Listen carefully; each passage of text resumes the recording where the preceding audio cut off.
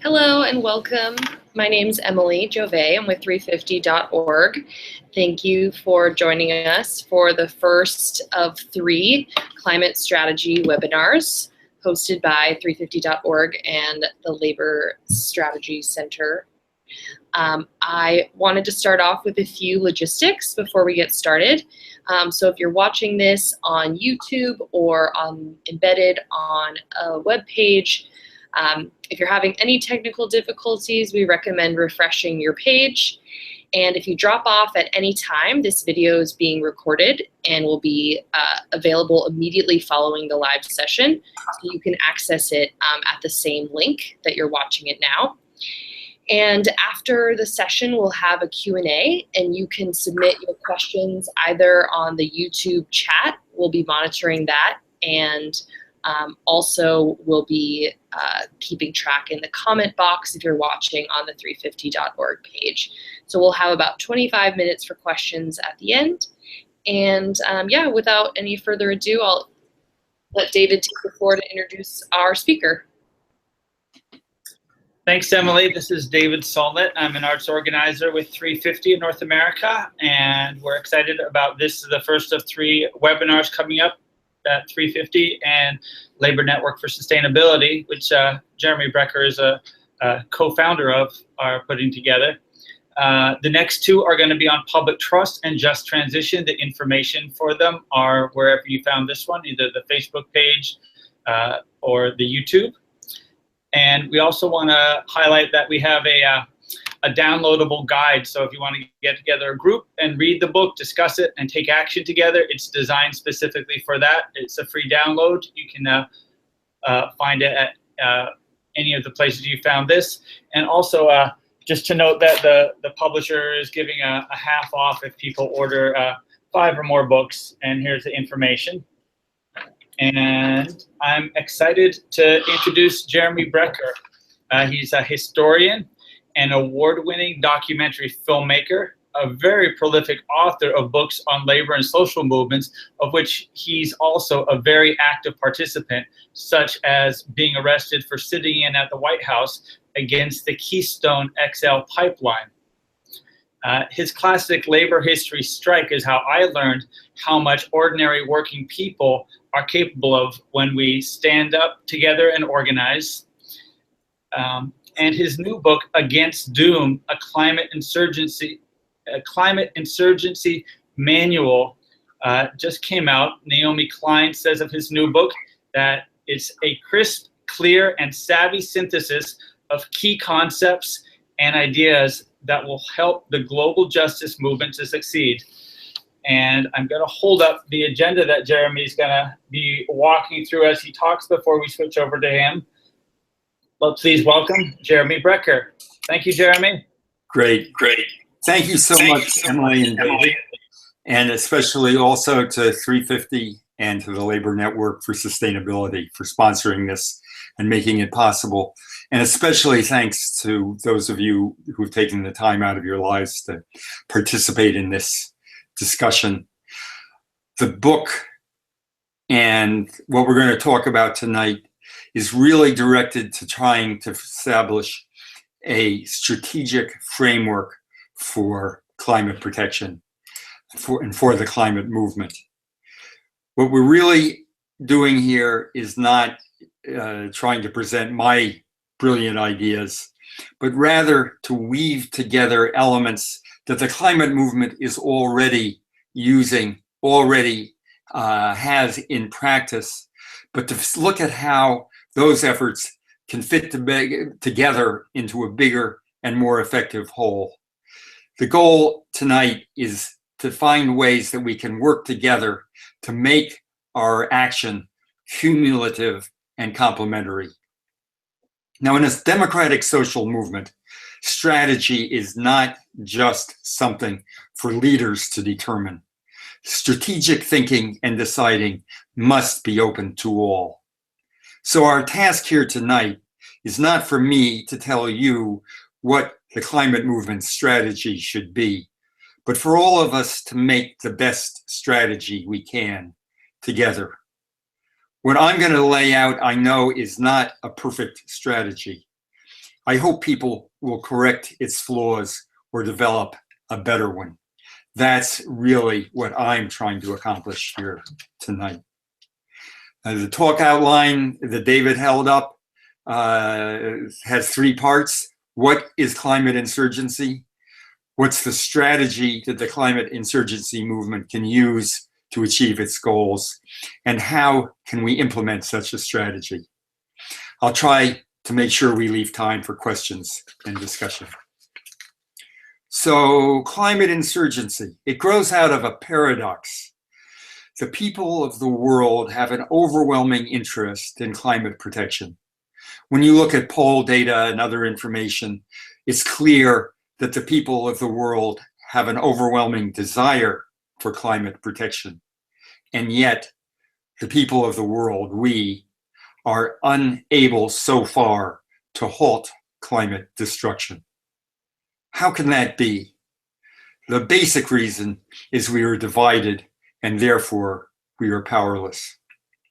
Now we know that the governments of the United Nations and the various official climate protection activities have been going on. They've been going on for 25 years.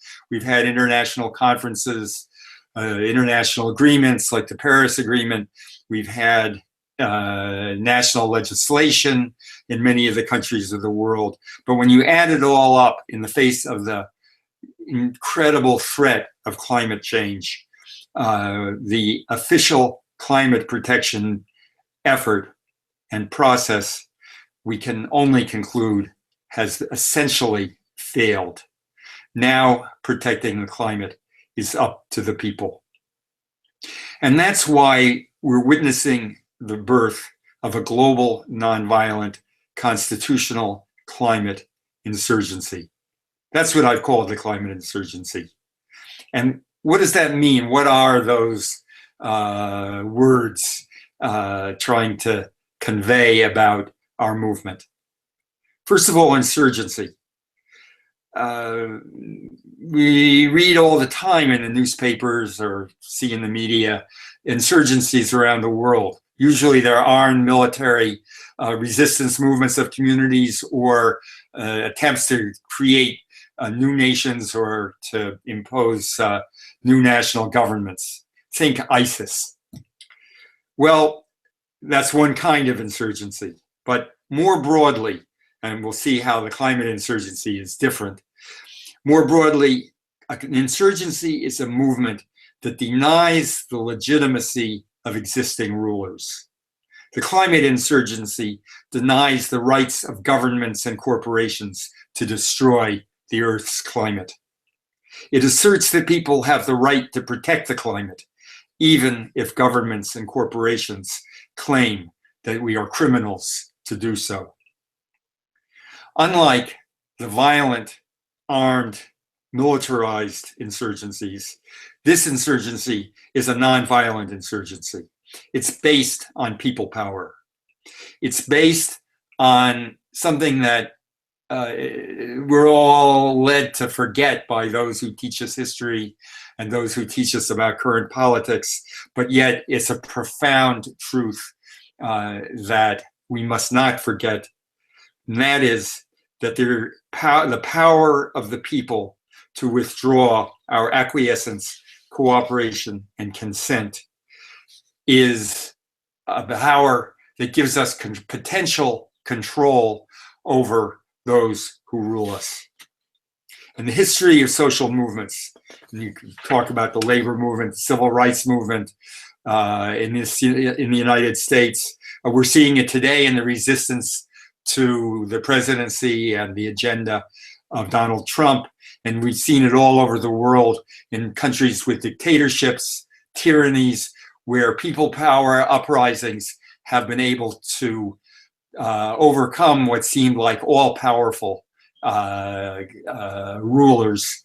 And the underlying reason is, and we'll discuss this more later, that those rulers are dependent for their power on the people that they rule. So another aspect is that constitutional insurgency. That sounds pretty paradoxical. And what it does is to allow us to flip the script and redefine, reframe the whole process by which ordinary people challenge their rulers. What it does is to declare that climate-destroying governments and corporations are the criminals, and that those who resist them are enforcing the law and the Constitution. Now, how can that be? What grounds do we have for saying that? We're going to discuss this much further in the July 5th webinar on the public trust. But the gist of it is that we have a right to protect the climate. And some of us, for example, about a year ago, the Break Free from Fossil Fuel movement that 350 and many other climate protecting organizations were part of, issued a declaration, in fact, that we have the right to protect the climate and the governments do not have any right to destroy it. But this way of flipping the script, this way of redefining the situation that we face has made huge strides just in recent months. 2 days after Trump's election, federal judge Ann Aiken issued a decision in the case that's known familiarly as Kids versus U.S. government, or the Giuliani, our Children's Trust case. She found that there is a constitutional right to a stable climate. In fact, she wrote, "The right to a climate system capable of sustaining human life is fundamental to a free and ordered society," and found further that the Earth's climate is a public trust that the federal government has a constitutional obligation to protect. Now, this case is going forward. It's now called informally Kids versus Trump, and the prime architect of our Children's Trust case and suit is going to be with us on July 5 on our webinar on the public trust. So I'm not going to say more about that now, except the fact that this is going through the courts does not mean that we have to or can wait for the courts, because we're facing a situation where irreversible damage is being done every day. We don't slow and halt the fossil fuel burning that's causing climate change. But what it does mean is that those of us in the climate insurgency and the climate protection movement can put on our banners and our proclamations that we have a constitutional right to a stable climate. And that is what we're enforcing with our actions. Finally, it's a no-brainer that the climate insurgency is a global movement. We've seen that with actions like Break Free from Fossil Fuels. And we've seen the necessity for it because if all the rest of the world, and unfortunately we're seeing this story in connection with Mr. Trump in our own country right now, if all the rest of the world says, oh, we want to protect the climate, and one country says, no, we're going to do all the fossil fuel pollution we can, and feel like the dynamic is created where you get a race to the bottom and the entire efforts of the world will be undermined. Conversely, we can have and must have a global movement that imposes global standards and halts the burning of fossil fuels worldwide. So, to sum up what climate insurgency is, it's a mass, global, nonviolent action to restore balance to the Earth's climate system by challenging the legitimacy of those who are destroying it. Okay, what would be a strategy for this kind of effort? How would you go about trying to achieve these goals? The starting point, I think we have to recognize, is our apparent powerlessness. The fact that for 25 years we've been trying to do this and we haven't been able to. And that lies not only in our disunity and division, but also in what you might call the democracy deficit, the fact that we live in countries that are supposedly democracies, but in fact, the actual power is not held by the people, but is exercised especially by the tiny, wealthy, and institutionally powerful minority that have control over a extremely unlevel playing field. But that democracy deficit, that power inequality, doesn't mean that we actually are powerless, that there's nothing we can do. Because addressing institutional powerlessness is what social movements do. And all the social movements, and I'm not going to give you the list, I wish I could explore some of the history of a variety of them. It's what I spend most of my life trying to do. But I want to leave some time for questions and challenges at the end. So I've just boiled down quite a number of the techniques that I think we can use for climate protection to just a handful that I'm going to talk about tonight that are pieces of how climate insurgency can develop power. First of all, it's taking actions that change people, actions that change millions of people. And when you hear that, your first thought may be, how does that work? Is it really possible to inspire our friends and neighbors to organize and act? After all, they aren't out there now. Well, it's very interesting to look at the poll data about climate and climate attitudes for the United States. The polls indicate, when you look at the percentages of people have various opinions and answer various questions and project it to what does it mean in terms of national population, there are 100 million Americans who've told polls, whose representatives have told representative polls that they are willing to act to protect the climate, 100 million. And they list various things that they'd be willing to do: boycott products, vote, participate in meetings, and so on. More staggering to me is the fact that in polls, one person, one American in 6, that would be 40 million people, say they would personally engage in civil disobedience to fight global warming. Well, why aren't they on the streets when we go out there? Why aren't we seeing them? It's not because they don't care, and it's not because they don't know the dangers of climate change. It's a result of what you might call climate despair. It's the result of feeling that nothing can be done and that nothing they do can be effective. There's another survey that's found that only 6% of people said they believe society can and will reduce global warming.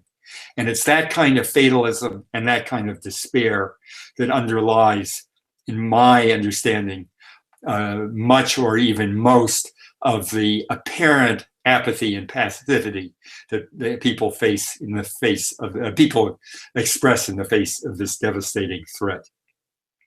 And so what we need to show is the power of action to protect the climate.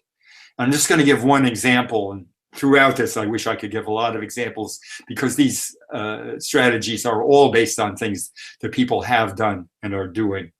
But before the Keystone XL pipeline struggles, the largest demonstration against climate change in American history had about 40,000 participants in Washington, D.C. at the White House and at the Capitol.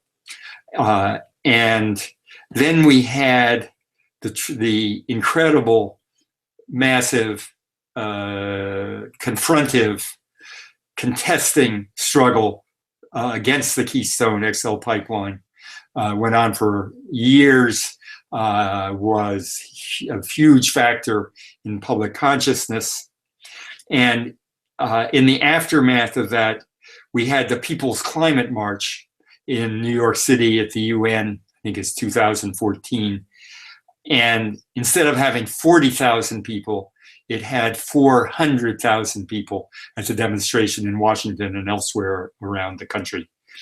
And I'm not going to say that the Keystone XL pipeline struggle made all the difference, but I'm certain that it was a huge factor in changing the scale of opposition expressed in demonstrations against climate change from 40,000 to 400,000. Okay, next point. All rulers depend on support from those they rule. And so a key part of climate strategy is to undermine the fossil fuel industry's pillars of support. All the institutions, from other businesses to those who invest in fossil fuels, to those who simply go along and support politicians who are in the pay of the fossil fuel industry, all these forms of complicity need to be challenged and ended. And that's, so I'll just give one example, which is the divestment campaign.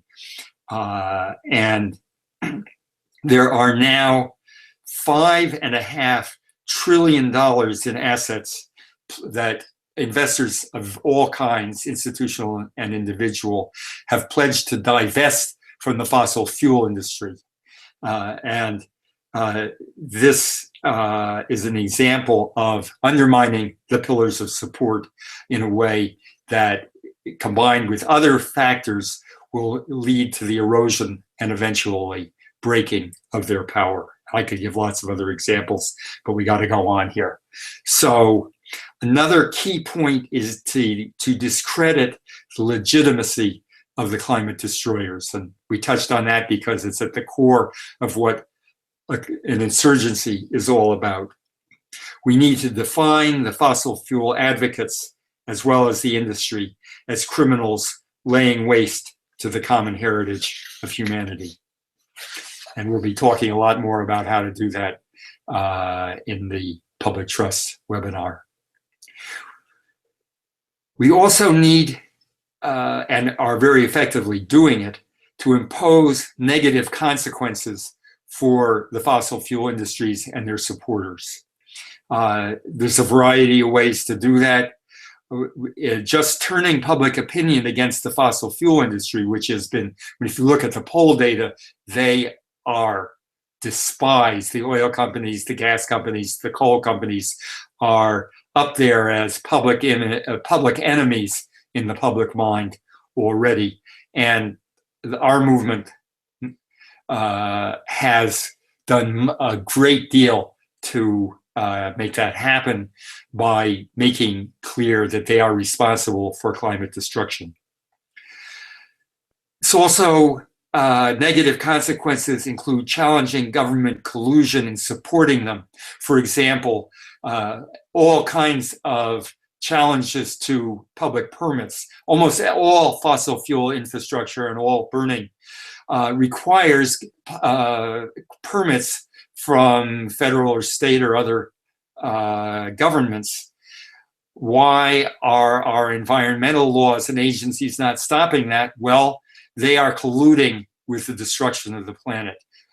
And we need to reverse that. And it's a very, very large part of the climate protection movement has been involved one way or another with trying to prevent fossil fuel companies from getting the permits to do their destruction. Another piece that is absolutely crucial is the mass disruption of pipelines, of corporate headquarters, and of all the other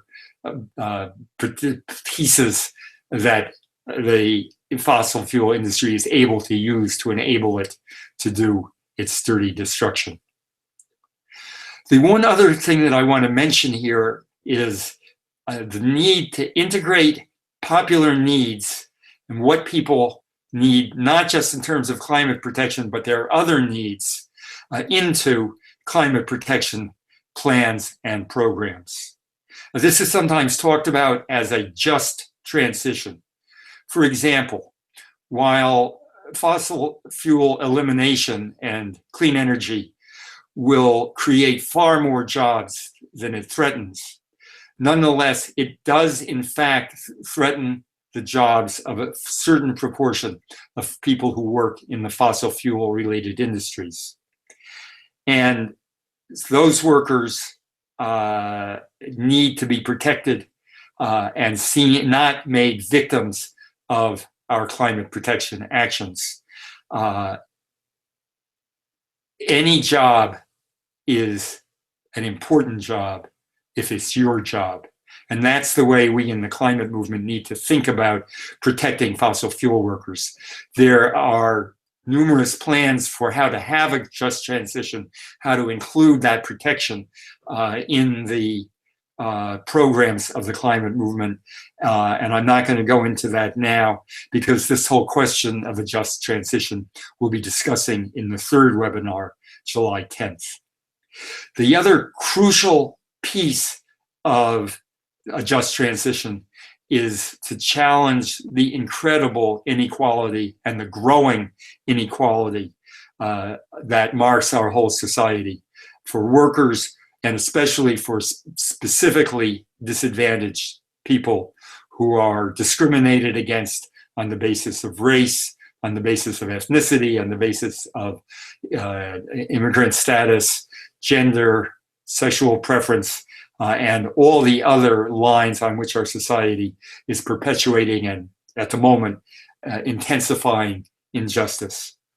The transition to a fossil-free, climate-safe economy provides huge opportunities to correct those injustices. A way to allow people who have been excluded from good jobs and excluded from the workforce to have job ladders and affirmative action programs that make them front and center in the jobs that are created fixing the climate. And similarly, people who live in communities that have been the prime targets for climate injustice, the concentration of polluting facilities in their communities.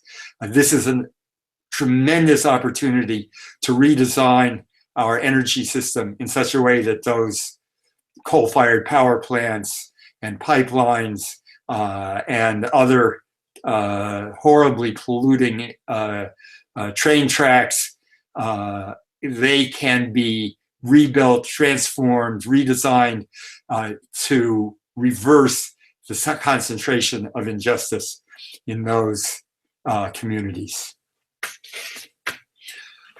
Okay, so how would you go about implementing this kind of strategy? First of all, the key thing to remember is that the main target is not the metal in a pipeline. It's not the windows in a corporate office building. The main central target are the hearts and minds of our fellow people in our local communities, in our states, in our nation, and worldwide. The core means is to transform the public mind. Now, that's a pretty slow job if you do it individual by individual, but we need to recognize that this is basically a social process. And what we need to do is transform the milieus in which people live. One of the things that you find in the polls and the studies, but we've all experienced it, and in fact, I think certainly I have been a participant in this myself, and I'm sure many of you have. In our own families and neighborhoods and communities, if we're not touched by the climate protection movement, there is an invisible wall of silence against talking about climate change, let alone talking about what to do about it. One of the first and most important things we can do, and that every human being can participate in, is breaking down those barriers by talking about climate change, expressing our fears or concerns, expressing the fact that we don't feel good about what's happened to us, and that we're concerned about it and that we're looking for things to do, and we want to talk about it with our friends and neighbors. That is central to what's the cellular process that is going to transform the way our whole society deals with climate change. And when we do that in our own communities and our own milieus, then it's also essential to reach out across the boundaries of those milieus and communities to others in other communities and milieus, and find a way that we can forge ourselves from a disunited, isolated set of individuals into a powerful climate insurgency. Now, the public needs not a full, elaborate scientific knowledge and ability to answer a long examination about climate change. I think the public needs three key understandings. They're very simple, but they need to be central to what we are trying to convey with our action. First of all, the cause of climate change is not sunspots. It's not some vague human agency that involves dozens or hundreds of different kinds of evil, bad things that we're doing to the environment. We need to understand that continuing to burn fossil fuels will destroy the climate system, and that is the core thing we need to change. Of course, there are lots of other good things that we need to do, but the core, if we don't halt the burning of fossil fuels, we will not protect the climate. Second, people need to understand that fossil fuel burning can be rapidly replaced. And that is partially done by demonstrating, putting solar panels on the roofs and not having to pay for burning coal and oil and gas is a simple example of how we can, in fact, replace fossil fuels. And we need to have plans and programs that spell out how we do that in our communities, in our states, and our country. The third essential is that the power of the people can impose this change. And we do that partially by educating people about how it's worked in the past, and most of all, by showing concretely in action that we can make that change. Okay, so this leads into two demands that I think we can organize a lot of our action around. The first is what's sometimes called a fossil freeze. The idea is no new fossil fuel infrastructure, no new pipelines, no new power plants that are based on burning fossil fuels, and no new train or other transportation for them. Just stop building new stuff. Now, this is very different in the way people react to it from leave it in the ground. I don't think it's really very different, but when people hear leave it in the ground, they think, oh, we're going to shiver to death in the dark. And focusing on infrastructure doesn't mean that we should leave every existing coal-fired power plant in place, but it means our core emphasis can be on no new fossil fuel infrastructure. And here's why that's important. The average useful life of the fossil fuel infrastructure that is in place right now is more or less 30 years. So if we don't build any more of it, it's all going to have to be shut down because it's going to be obsolete and hazardous by 2050. And as it happens, a 100% fossil-free economy by 2050 is what scientists tell us we need to meet the core targets of the Paris agreements.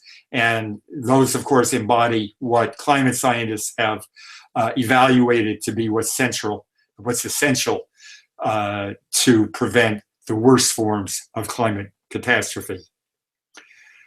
So fossil freeze, and again, there's a convergence between those of us who are primarily concerned about protecting the planet and protecting climate, and those in the political system and government who recognize that the era of fossil fuels is over, and that for each of our communities and cities and towns and the country as a whole, halting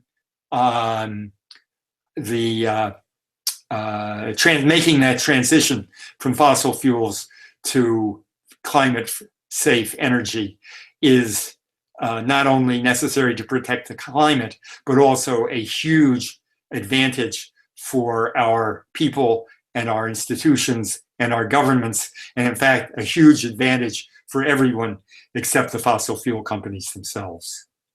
The second thing we need to do that is a complement to this is to demand that every community, every city, every state create, and every corporation and colleges and schools, every institution, create climate action plans that are adequate to meet their share of the targets of climate reduction, climate destroying greenhouse gas burn emitting destruction in the time frame that we have to prevent catastrophe. And those climate plans also need to incorporate just transitions that create a far more just society, protect fossil fuel industry workers, and therefore sees that those communities far from opposing climate protection because they feel threatened by it, become the strongest proponents of the transition to a climate-safe economy. So, to wrap up here, there's a couple of questions that I think almost all of us have and worry about, and quite rightly. And I'm not going to provide pat answers, but we can look at them as well as other questions in the question and answer period. The first is, aren't we too late? Is there any point in trying to halt climate change when we know that so much destruction is already in the pipeline, and when we know that the forces that are trying to perpetuate climate destruction are so powerful, and we at least feel and perhaps appear so weak, whether that's true or not. So I think there are two answers to that. I think no matter what happens, we can be sure that the future will be better with fewer greenhouse gas emissions than with more of them. That the extent we can reduce them, if we can have 3 degrees Celsius instead of 14 degrees Celsius, we are going to make a huge difference to the future of the world. It's not good enough, and obviously even the Paris targets are just barely in line with a minimal statement of what's necessary. But even if we're not 100% successful, the effort will make a huge difference. And the second is that we know one certainty, that business as usual, not making the changes that are necessary to protect the climate, means gradual creeping doom, followed by accelerating, and ultimate doom. The second question is, can any of this work? Can the climate movement and climate insurgency actually do something and have a significant effect and a significant enough effect? And I think the answer there is that the answer is not certain. And the reason it's not certain is it doesn't necessarily depend on outside factors and the inevitable advance of the Anthropocene and things like that. The answer depends in substantial part on what we do. And I think of the phrase of Mahatma Gandhi when India was struggling to free itself from the colonial control by Great Britain. He said it's not just a matter of who has the best arguments, but the matter resolves itself into one of matching forces. The climate insurgency is matching forces with the climate destroyers right now. And it's up to us to make sure that we win.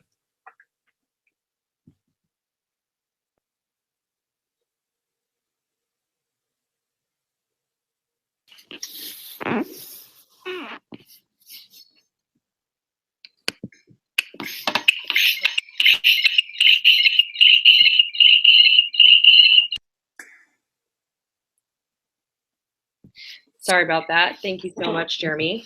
So now we're gonna take some questions from our audience. If you are watching on YouTube, you can type your questions in the chat. Or if you are watching on the 350 page, you can write your question in the comment box, and we'll be monitoring both of them. So give people a second to come up with their question. And David will be reading loud and asking Jeremy the questions. So I'll start with Have a first question. Thank you for that, Jeremy. The question is, do you have ideas for how the climate movement can work in conjunction or support other movements fighting the impacts of the Trump era against the travel ban, for healthcare for all, against healthcare cuts?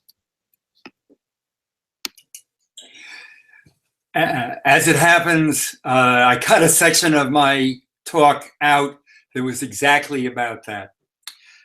We are seeing one of the great civil resistance movements of American history. When you look at the 5 million people who participated in the women's marches around the country, and add in the people who've been protecting immigrants and all the other aspects of resistance to Trump administration agendas, it may well be the largest the largest civil resistance movement in American history. And the issue of climate change has been incorporated in many, many aspects of that. And I'll just mention that the Women's March included climate protection as a key policy plank. And we're seeing that all over all of the many struggles that are supporting each other involve climate protection as one of their core demands and elements. The climate protection movement similarly has been deeply involved in breaking out of its own silos and recognizing the need to participate with the other movements that are resisting the Trump agenda. This has been particularly clear in the question of immigrant rights, where many of the green, environmental, and climate movements have taken a stand and been actually out on the streets with climate protectors, with immigrant protectors in a variety of ways. It is interesting to recall that a few years ago, the Sierra Club was actually almost taken over by advocates of immigrant exclusion on the grounds that immigrants were a threat to our wonderful, pristine American environment. And today we're seeing a situation where the Sierra Club is out speaking in support of immigrant rights, joining immigrant rights demonstrations around the country. And this is also very much true at a more grassroots level, where environmental activists and climate activists are participating in Black Lives Matter and in immigrant rights and in all kinds of other aspects of resistance to the Trump agenda. So I think there's one further step that we need to engage in here, which is to recognize the special role that climate protection can play in the resistance to the Trump agenda. Much of that resistance is based on individual groups. It's based on immigrants who are threatened. It's based on LGBT people who are threatened. It's based on women who are threatened.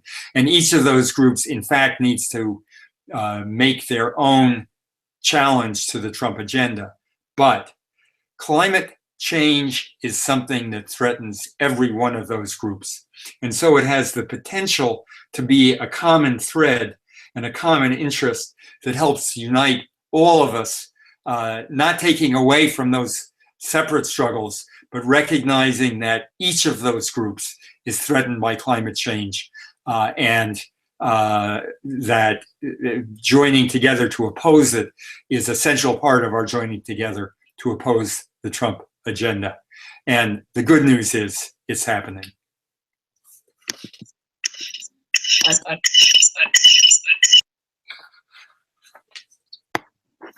Now the question, which is for people who aren't comfortable or able to risk arrest, what other confrontational tactics are available?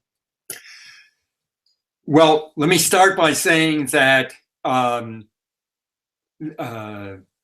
risking arrest and other activities of that kind are and should be only a crucially important but a small proportion of the work that we do in the climate insurgency.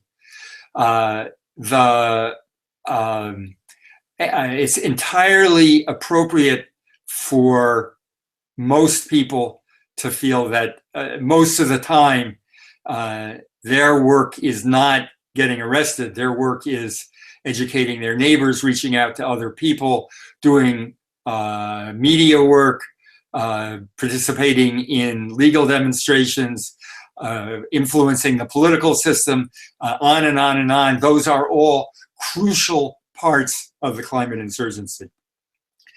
The goal is to have the actual civil disobedience actions be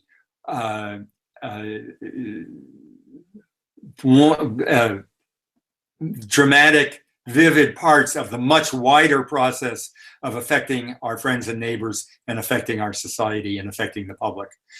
They're a crucial role, but the much broader statement that of support for them and support for the undermining of the pillars that support pillars of support for the fossil fuel industry and its pals. All of that activity should be seen as confrontation with the climate destroyers. As far as specifics,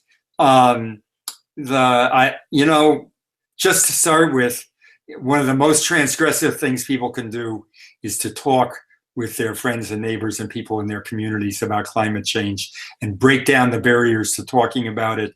That is transgression of the rules that we have in our society and in our culture. So something as simple as that is really a key part. And then beyond that, going to a community meeting, a Democratic or Republican Party meeting, any of the places where people gather to discuss these things. Churches are an important part. When someone who goes to a union meeting and says, our labor movement is not doing what it should do around climate, we need to take a completely different tack We need to become leaders of the climate protection movement. The people who do that will have all the confrontation that they care to have in the initial phases, because there is a minority in organized labor that is trying to impose a fossil fuel friendly agenda on the movement as a whole. But our organization, the Labor Network for Sustainability, and our labor convergence on climate have hundreds and hundreds of people who are doing exactly that in their unions. They meet plenty of confrontation, but they also are creating new networks within organized labor that are encouraging a completely different approach, and one that is in line with the objectives of the climate insurgency. So I think the answer is confrontation does not by any means have to take place by people risking arrest, putting their bodies on the line. There is a necessary and crucial role for that, but there is a necessary and crucial role for confronting all the other kinds of barriers that prevent us from saving our climate. Perfect segue to our next question from Alex. He says, do you have any suggestions for how to start a conversation about climate change with friends or family without being a total downer? I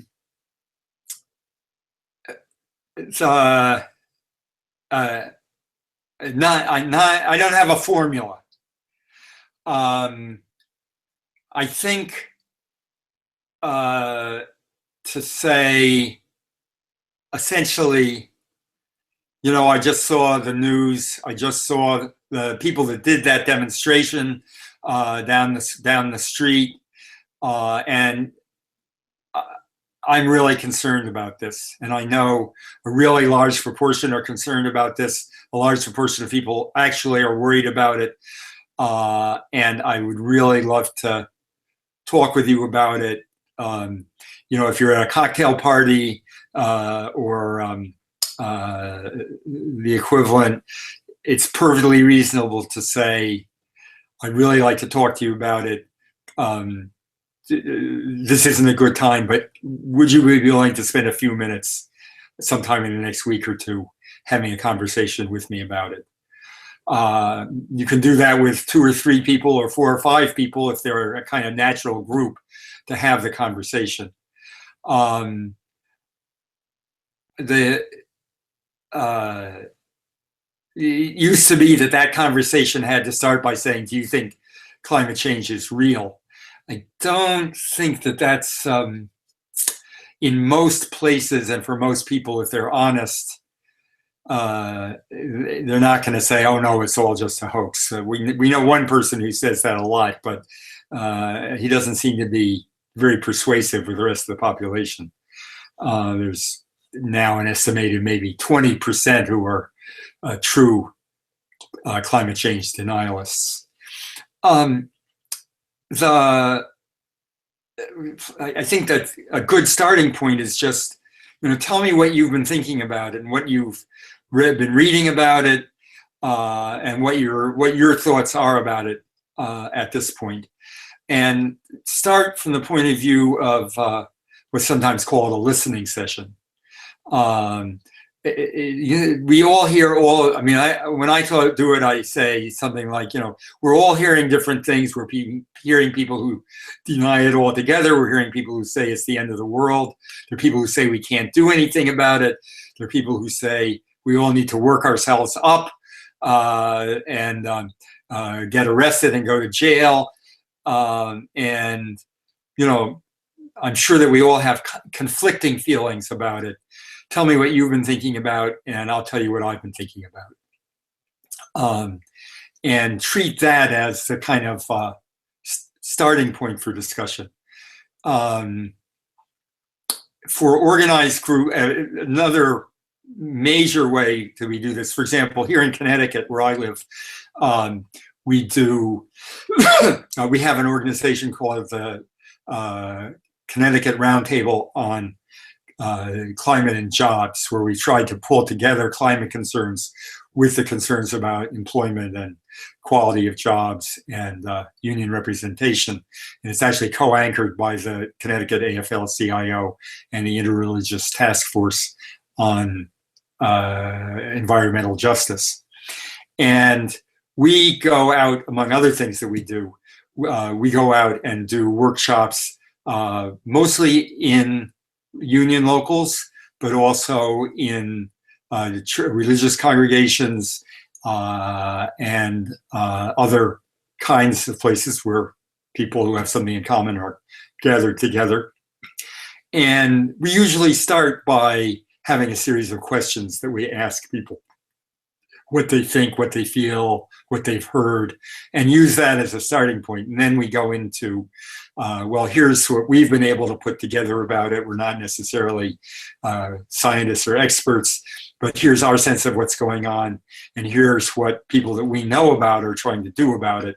And then let the discussion go from there. Let all the skeptical questions be addressed, and let the dialogue start in that kind of way.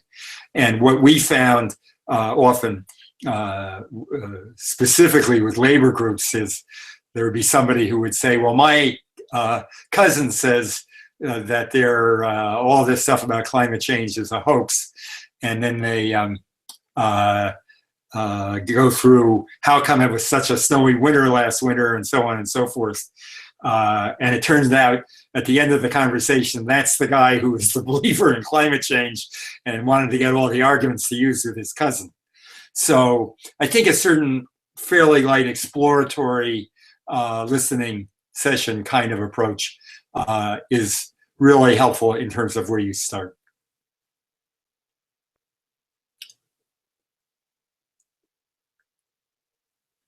More questions? Yes, we've got about 4 minutes left, and I'm gonna read you all the questions and let you jump around. Kayla, hi Kayla, says, can you say more about the jobs issue in relation to just transition? Phil says, can we counter the climate despair just using the internet, or do we need more face-to-face? And there's a couple more comments. We found we can't even say the words climate change with some people. It's like grenade. Creating climate actions for towns and cities is becoming easier due to quickly spreading acceptance of Sierra Club, ready for 100 mayors for 100 campaigns. And lastly, the 20th century results in death and injury. How can we ensure that this movement won't result in a replay of that ugly history? Can you read the last question one more time? The person was looking back to labor movements and wondering how we can minimize injury and death amongst our movements. Great. Okay, well, it's a lot to handle in 4 minutes, but I'll do my best. The jobs question, climate change is going to require to slow it down. A very large number of jobs, and a large part of them are manufacturing jobs and construction jobs. And there are lots of studies and plans for how you do it, and you'll find a lot of it on the website of my organization, Labor Network for Sustainability, and other places as well. So I obviously can't go into it in detail, but basic plans are there, and we can all apply them in our own specific settings. We did a study because the KXL pipeline struggle was underway, where we actually laid out construction jobs that could be done using workers with similar skills along the route of the pipeline. I think that's the kind of thing that we all need to be doing in places where we're involved in struggles that might threaten people's jobs. In internet versus face-to-face, I think the demonstration of all our experience in the past few years is that they are and must be made synergistic. That if you just do things online, it doesn't have the same kind of sense of reality, but that the organizing online has been absolutely crucial for 350, for all the big campaigns of the last few years, and they have to go and they can go hand in hand. As far as the explosive response to climate change, I think, again, the listening starting point really is the place to go. Some of those people who are most explosive are actually very afraid underneath, and their defensive or offensive response is because they can't face the reality that they know is probably true. And so starting by letting them express it and then engaging them in, well, what if it were true? Or are you really so certain? Or what have you seen that might make you question your own thinking? That kind of approach is at least the best that I know how to do. I totally agree about the development of the local mayors movements and other let's outflank the national politics on climate change. And it's absolutely crucial that it be, the climate insurgency be synergistic with it. It's at the core of what we're trying to do. I view the climate insurgency kind of like the little motor that you use to start the big motor. It's our job to create conditions in which these widespread but blocked types of climate repair, climate fixing can become huge and become the huge motor of climate protection. But the problem is that it's stuck. It's not, even though people are in all kinds of governments, all kinds of institutions, want to do things for climate change, are pushing for it, but there needs to be some iron in the effort. And that's what the climate insurgency's job is to provide. And finally, how to minimize if I understand the question right, the harm that's created by repression and opposition on the part of the climate protection forces. And we don't have to go back to the history of the labor movement to see this. We can just think about the incredibly violent and cruel and brutal force that was unleashed on the Standing Rock climate protectors. And I know the people who have written about nonviolence and the strategy of nonviolence have a great deal to say about this. And obviously in this amount of time, I can't even summarize that. But the core thing is to take the benefit for them out of using violence and repression. So if the effect of their violence and repression is to turn public opinion against them, if it's to make legislatures refuse to give them permits, if it's to lead Occupy Wall Street, the night I slept there one night, and that night the police announced that they were going to come in and shut it down. And in that situation with this police threat, thousands and thousands of people responded from all over the city to the ready response network that Occupy Wall Street had set up. And thousands of people poured into Wall Street area and into Zuccotti Park. And the police turned around with their tail between their legs, and the mayor announced that he was going to open new negotiations to allow Occupy Wall Street to continue occupying that site. Now, these things don't happen every time. There is going to be repression. There is going to be brutality. But the support for climate protection is so widespread that those who use it are putting their own political support and well-being at risk when they do it. And it's our job to see that the risk that they're taking by using repression and brutality, that risk is as big as we can use our own intelligence to define. Thank you, Jeremy, and thanks for everyone and for tuning in. If you found this webinar useful, we encourage you to either order the book, get a discount, or share the video, and we have a downloadable discussion either for the book. And finally, we invite you to join us again when we go deep in public trust on Wednesday, July 5th, and deep on just transition strategy on July 10th. Thank you very much.